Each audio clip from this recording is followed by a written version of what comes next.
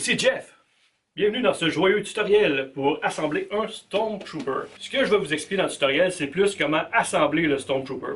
Au niveau des pièces de plastique, naturellement, je moule pas les pièces de plastique, à peu près personne ne le fait. Il y a différents makers à travers le monde. Ça, vous pouvez trouver l'information sur les forums, la 501e, IFSD. Vous allez avoir toute l'information là-dessus. C'est à vous à faire vos recherches pour trouver les bonnes personnes, qu'est-ce qui vous correspond le plus comme kit de Stormtrooper. Une fois que vous avez reçu le kit, ben là, c'est là que le fun commence.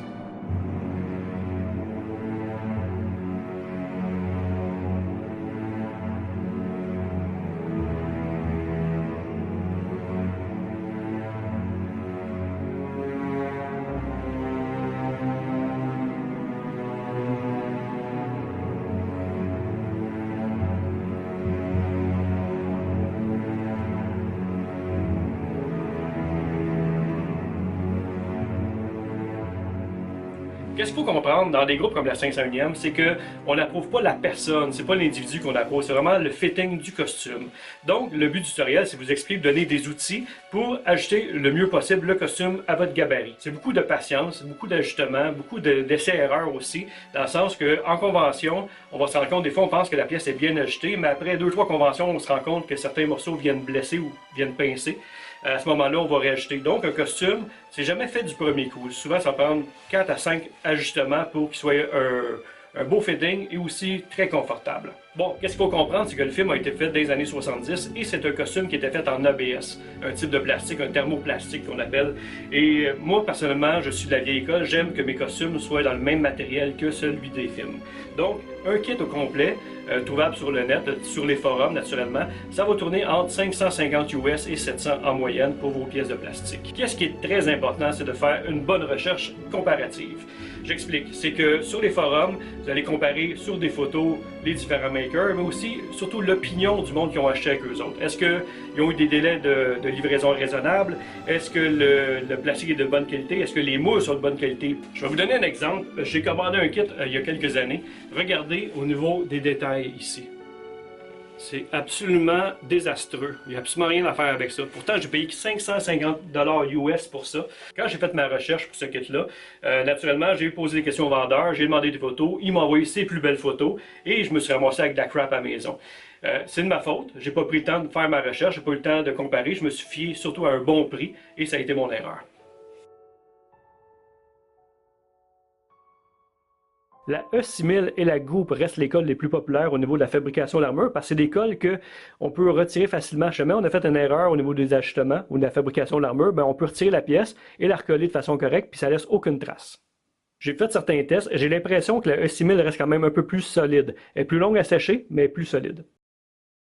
Après ça, pour le Dremel, je me sers d'un format assez petit. C'est plus facile à manier que la grosse Dremel. Fait que c'est inutile de payer cher. Dans le fond, là, l'idée, c'est d'avoir de quoi qui est facile à manier près des mains, comme ça, que d'avoir le gros kit avec le bout qui finit pas. L'avantage d'utiliser la vraie marque Dremel, c'est que le moteur est fait beaucoup plus fort que dans les marques no-name. Je me sers de ce genre de pièce-là ici pour couper. C'est disponible sur Amazon. Ça vient souvent en spécial. C'est le kit métal plastique et fine cut. Au niveau de sablage, j'utilise ce genre de truc-là ici qui est fait par Alligator, je me trompe pas. Ça se vend dans les surfaces comme Rona. Au niveau de la main, c'est beaucoup moins fatigant, on va beaucoup moins sentir de fatigue et on peut aller plus dans les détails. Fait que ça, c'est de quoi je me sers là, quotidiennement pour tous mes costumes. Je me sers très peu du heat gun. Par contre, je vais m'en servir pour les bretelles, donner une meilleure courbe, une meilleure silhouette, donner une shape qui me ressemble un peu plus à certaines pièces. C'est important aussi d'avoir des pinces puis des aimants le temps que les morceaux collent ensemble. Ça prend environ 24 heures à sécher comme il faut la E6000 ou la Goop. Là. Facile à trouver sur eBay dans différents formats.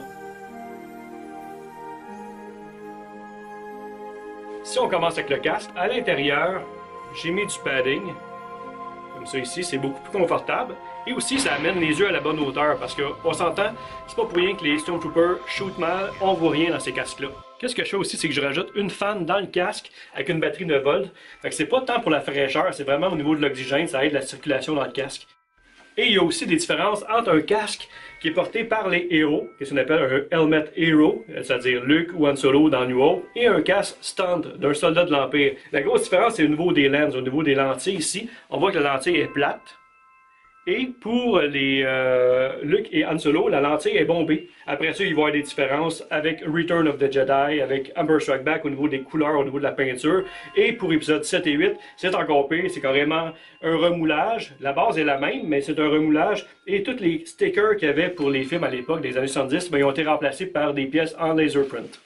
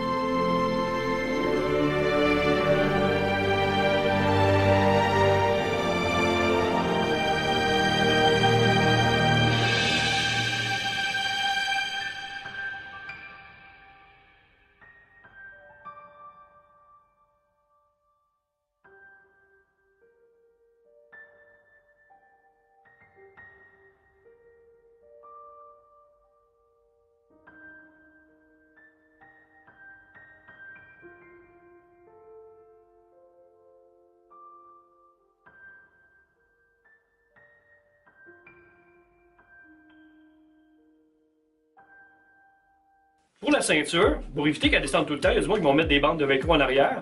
Fait que qu'est-ce que j'ai fait moi? C'est que j'ai rajouté en arrière une vis ici. Et j'ai fait un trou dans l'armure carrément, dans l'abdomen de l'armure. Et quand je porte mon costume, je mets ma ceinture et à l'intérieur, je viens poser ma vis. Comme ça, elle ne bouge plus. C'est fixe tout le long de la convention. Il n'y a pas de danger que ça descende, ça bouge. Pour le holster aussi, il y a des règles à respecter au niveau de la distance entre la ceinture et le début du holster. Il y a quelques centimètres à considérer. Mais toute l'information est sur le site de la 501e dans le CRL. Au niveau des jambes, personnellement, je fais 5 pieds 10 et un Stormtrooper fait 5 pieds 11 dans le film. Donc, j'ai pas eu besoin de couper grand-chose. Qu'est-ce qu'on va faire ici? C'est vraiment ajouter la jambe pour donner une shape qui va être confortable pour éviter les pincements. C'est très très désagréable quand deux morceaux d'armure viennent se coller l'un à l'autre puis il y a un morceau de peau entre les deux. Ça fait pas du bien. À l'intérieur, qu'est-ce que je fais pour la cuisse pour éviter que la cuisse elle descende? Ben, j'ai une strap ici. Je me suis mis une strap ici avec une clip un petit peu comme une jambière. Comme ça là. Donc j'ai une clip comme ça ici qui va se prendre au bassin de l'armure. Comme ça évite que ça bouge. En chauffant cette pièce-là avec un heat gun, je donne vraiment la shape à ce moment-là de la cuisse. Et je viens fixer avec un petit rivet comme ceci. Pour pouvoir être un peu plus confortable, j'ai ouvert en arrière du genou. Comme ça je peux plier un peu plus la jambe. Une chose importante aussi, c'est que je colle toutes mes pièces avec le 6000. Comme ça, si j'ai des ajustements, je peux décoller le morceau assez facilement. Une fois par contre que la pièce est fixée, je sais qu'elle est confortable, j'ai fait quelques conventions avec, mais à ce moment-là, je vais rajouter de la colle à ABS, comme ça, la colle jaune qu'on voit ici. Ça évite que ça bouge, que ça glisse, que ça craque. Comme ça, je peux ouvrir la pièce sans me soucier que ça va finir par décoller. Au niveau du mollet, tranche de vie, j'ai des petites pattes de canard. Donc c'est très très étroit, il a fallu que j'enlève beaucoup d'ABS à l'arrière pour rapetisser. J'ai ouvert un petit peu dans le bas, comme ça évite les pincements. C'est plus confortable quand on marche. Et aussi j'ai rajouté du padding, comme ça ici. Ça fait en sorte que le mollet ne va pas se coincer dessous la cuisse. Il reste toujours à l'avant comme ça. Donc quand on marche, il n'y a pas de danger que une pièce vienne se coincer entre elles. Le gros morceau, l'armure. La majorité des membres vont assembler leur costume avec du velcro, qu'est-ce qui est bien aussi. Sauf que l'avantage avec les crochets comme ça, c'est que c'est très très solide, ça permet de s'habiller pratiquement tout seul. Une chose aussi à considérer, c'est qu'en convention, après quelques heures de convention, avec la chaleur du corps, le velcro a tendance à se décoller. Fait que même si tu as mis la Crazy Glue en arrière, la colle chaude, ça va finir par se décoller tôt ou tard. Fait que tout est en un morceau. Fait qu'on a l'abdomen, on a le chest, on a les épaules, on a le dos, on a le milieu du dos et les fesses. Le fond de culotte ressemble à ça. J'ai les épaules aussi qui sont rattachées avec de la bande élastique ici comme ça. C'est la bande de 1 pouce, je me souviens bien. 1 pouce. Et aussi j'ai des velcro un petit peu ici là, pour rassembler les morceaux ensemble. Je me glisse une jambe dans le costume comme ça ici. Et je viens juste fermer ça avec une strap. Comme ça. Donc à partir de là, mon costume est déjà sur place. J'ai aussi des bretelles, je me suis fait à l'intérieur. Une fois que mon strap est mis, je viens mettre les bretelles du costume que je croise comme ça ici. Ne jamais croiser les effluves. Pourquoi? C'est important de croiser les bretelles parce que si je mets les bretelles en ligne droite, on va les voir près du cache-cou ici. Donc encore là ici, c'est des clips un peu comme les cuisses tantôt, c'est des grosses clips. Donc c'est déjà presque confortable. Pour le bicep, il y a un snap ici sur la bretelle. Il y a un snap qui vient se prendre à l'intérieur de l'épaule pour finir dans le bicep. Petite anecdote, ça c'est le pouce de la personne qui avait moulé les costumes à l'époque, dans les années 70. Donc tout ça joué ensemble comme ça ici. J'en mets un. Et même chose de l'autre côté, j'ai juste à me glisser le bras dans mon bicep. Et hop! Tout est ensemble. Donc c'est relativement assez simple à porter. La seule chose qui va me manquer, c'est quelqu'un qui va venir m'ajuster le dos. Je vais me le poser comme ça. Pour les avant-bras, c'est encore plus simple. Parce que les avant-bras, il faut se glisser les bras dedans, c'est le gant qui va retenir le poids pour éviter que ça glisse. Pour éviter que l'épaule se déplace dans mes mouvements, j'ai une strap comme ça qui vient se refermer de l'autre côté. L'avantage de la strap, c'est que de 1, c'est beaucoup plus confortable, mais aussi ça va suivre le mouvement du corps beaucoup plus facilement. Contrairement à quelqu'un qui n'en met pas, l'épaule a tendance à lever.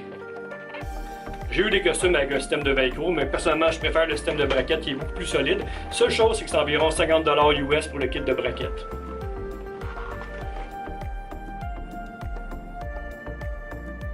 Au-delà des pièces de plastique, il y a plusieurs parties souples qui existent. Je vous fais le tour rapidement. C'est-à-dire un cache-cou, idéalement en cuir, sinon ici en tissu. Un beau petit kit en spandex. Faut pas qu'il y ait de logo apparent ou de lignes, des trucs comme ça.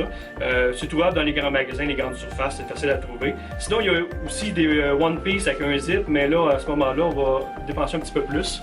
Au niveau des gants, personnellement, je porte des gants en cuir. C'est des gants anti-coupure qu'on trouve dans les surplus d'armée. C'est plus confortable. Mais pour l'approbation, c'est des gants de vaisselle noire. C'est cool, c'est accurate au film. Le seul problème qu'il y a, c'est que c'est des gants qui laissent pas respirer la main. Donc, tu transpires beaucoup, tu viens les mains tout mouillées à la fin de ton show. Les fameuses bottes blanches. Très rétro, très John Travolta. La seule chose que je pourrais vous dire, c'est achetez pas des bottes de couleur ou noir et les teindre en blanc. Ça reste pas beau longtemps. En convention, on se fait souvent accrocher, ça va faire des marques. Fait que prenez le temps de payer un peu plus cher et acheter vraiment des bottes en cuir blanc. Quand on achète l'armure, on a cette partie-là de la ceinture qui vient avec. Mais il reste quand même à acheter la ceinture en canvas comme ça ici, là, la ceinture en tissu pour aller fixer notre morceau de plastique dessus. Il y a aussi le holster, c'est-à-dire l'étui de cuir du Stormtrooper pour mettre le fusil. Même si on ne porte pas de fusil avec nous, c'est obligatoire pour l'approbation.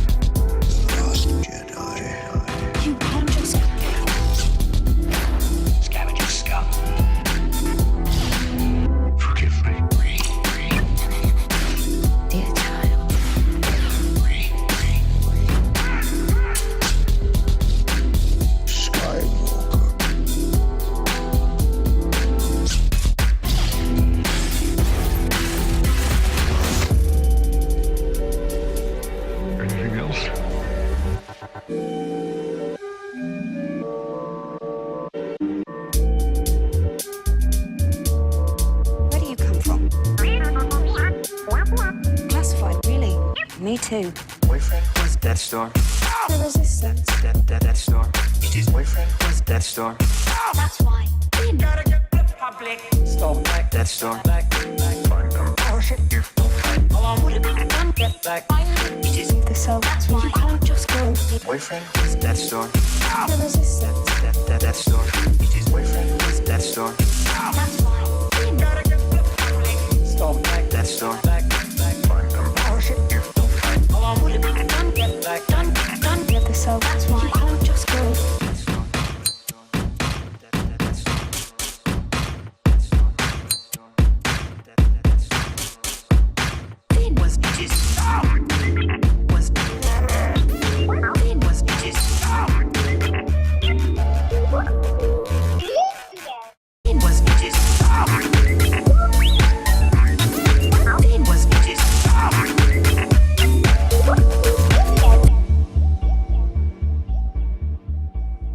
J'espère vraiment que le tutoriel vous a aidé à gagner en confiance pour monter ce genre de costume-là.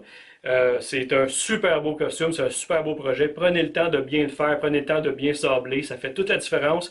Aussi, prenez le temps de rapetisser les pièces tranquillement au lieu de couper d'un coup puis risquer de scraper la pièce, c'est très important. Ma première armure a pris pratiquement 1 an à monter parce que j'avais pas confiance, j'étais très nerveux. Il y avait à peu près aucun tutoriel sur YouTube, on parle de 2010 environ. Et malgré tout, j'ai eu de super beaux résultats en prenant mon temps. Je vous invite à visiter la page de la 501e Légion. C'est là-dessus que vous allez avoir le CRL, c'est-à-dire tous les détails du costume, pièce par pièce. Et aussi, à partir de là, il y a des différents niveaux d'acceptation. Donc, il y a le Stormtrooper de base. Après ça, il y a des niveaux comme Centurion, des trucs comme ça. On peut améliorer le costume pour améliorer le côté accurate au film présenté sur le costume. Et aussi, si vous avez besoin de parler à quelqu'un, avoir de l'information supplémentaire, il y a le site web de la Forteresse Impériale, qui est le groupe 501e au Québec. Je vous invite aussi à visiter la page Facebook Jeff et Kim, le Space Trash Show. C'est un show qu'on fait en collaboration avec Star Wars Geek Québec. On présente des événements, des conventions d'ici et d'ailleurs, des collections, des passionnés, des costumes, des tutoriels. Donc, c'est un touche-à-tout axé sur Star Wars, vraiment cool. On a aussi une version podcast disponible sur Apple et sur Spotify et aussi un Patreon qui nous aide à financer tous les événements, les expositions, les dépenses qu'on a reliées à la fabrication de tutoriels comme celui-ci.